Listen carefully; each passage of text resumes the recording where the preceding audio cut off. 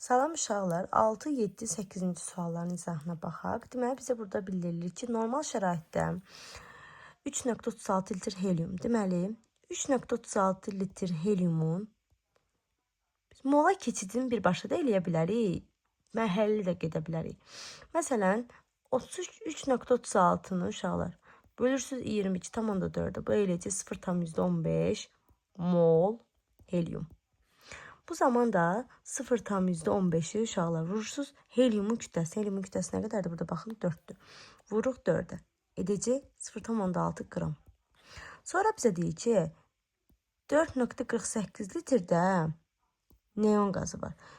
4,48'i böləcəm 22,4 edəcək 0,2 mol helium. Daha doğrusu neon. Onda 0,2 molu da neonun kütləsi burada 20'dir. 20'yə vurduq da edəcək 4 qram. 4 ilə də 0,6'ını topladıqda eləyir 4,6. Cavab olacaq cavab. Bunu birbaşa da hesablamaq olardı bu arada. Əgər 22,4 litrimiz 4 qramdırsa 3,36'mız nə qədərdir? X'imiz 0,6 qram. Və yaxud 22,4 litrimiz 20 qramdırsa 4,48'miz nə qədərdir? X edəcək 4 qram. 4 qramla 0,6 yenə eyni şey olacaq. Bu bir məsələ.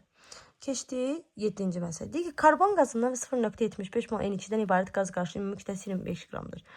Karbon qazının molunu bilirik, bilmirik. Deməli, ilk öncə karbon qazı verilib və 0,75 mol N2 verilib. Bunların ikisinin bir yerdə kütləsi 25 qramdır. Gəl ilk öncə 0,75 qram N2'nin kütləsini hesablayaq. 0,75 mol 4'də 3 deməkdir, elə deyilmi? Bu 4'də 3'dür. 4'də 3'ü vuram, N2 də emeri nə qədərdir? 28'ə. Vuram 28'ə. 28'ə. O da edəcək 21 qram. Onda bura 21 qramdırsa, 25'dən 21'i çıxanda karbon qazı 4 qram olaraq qalır. Cavab olacaq D variantı burada. Bu qədər sadə. Sonra deyir ki, 10 kubmetr metan 2 kubmetr hidrogenin neçə dəfə ağırdır? Deməli, 10 kubmetr metan nə deməkdir uşaqlar? Yəni, onu vuracağım. Metanın kütləsi 16'ya.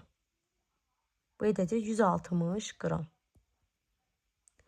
Ağır dediği üçün, ağır kütlə ilə ifadə olunur. Ağırlıq kütlə deməkdir. 2 kubmetr hidrogen nə deməkdir? 2'ni vuracaqsan, 2 edəcək 4 qram. 160'ı da 4'ə böləndə eləyəcək 40. Deməli, 40 dəfə nədir? Fərqlənir, cavab olacaq burada B variantı. Bu da bu şəkildə hesablanır. Bilmədiyiniz hansı bir misal olduqda yoruma qeyd etmeyi unutmayın.